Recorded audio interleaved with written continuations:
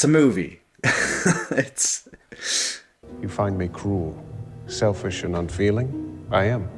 I work without caring what happens to either of us. So go back to the club, bear it all, and stalk the kind of people that you enjoy.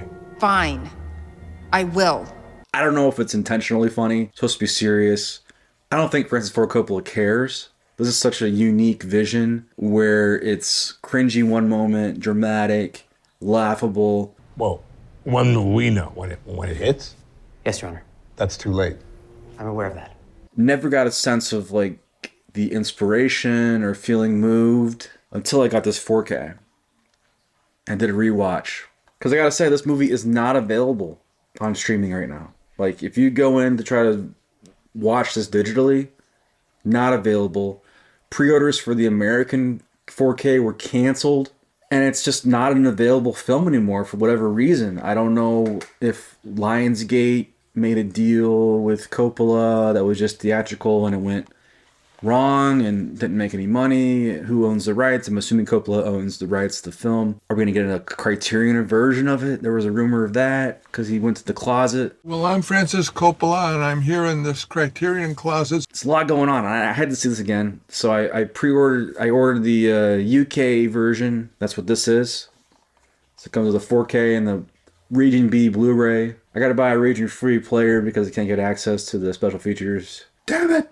I had to see it again. So watching it for the second time at home, I got a lot more out of it. Can't tell you that this is The Godfather or Apocalypse Now or anything like that. But this is quite an experience, a unique take on the future. Adam Driver plays Caesar, who can stop time. The movie deals with themes of, where we are in time, history, utopias falling, empires falling. What are we going to do in the future for our children? And then the wild and crazy overlays that. I mean, there's a crazy Coliseum, Madison Square Garden, Ben-Hur type thing going on. There's virgin sacrifices. There's musical numbers. There's explicit sex. There's crazy out there dialogue. There's crossbows. What do you think of this boner I got? All this political stuff, political intrigue. There's, battles of Catalina and Caesar, and there's some groundedness in history based on Rome and making America seem like the new Roman Empire and the fall of the Roman Empire, the fall of the American Empire. Crazy performances. Aubrey Plaza, Shia LaBeouf are just, they're in their own movie. Listen, bitch. You and I ought to have an understanding.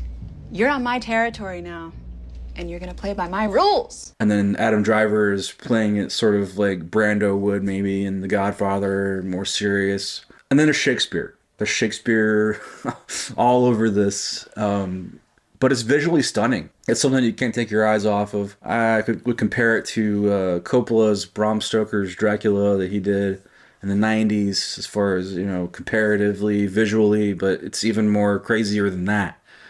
It's a stunning film. It's entertaining. I laughed at moments I probably shouldn't have laughed, but this movie has moments of The Room, which is a cult classic. Oh, hi, Mark.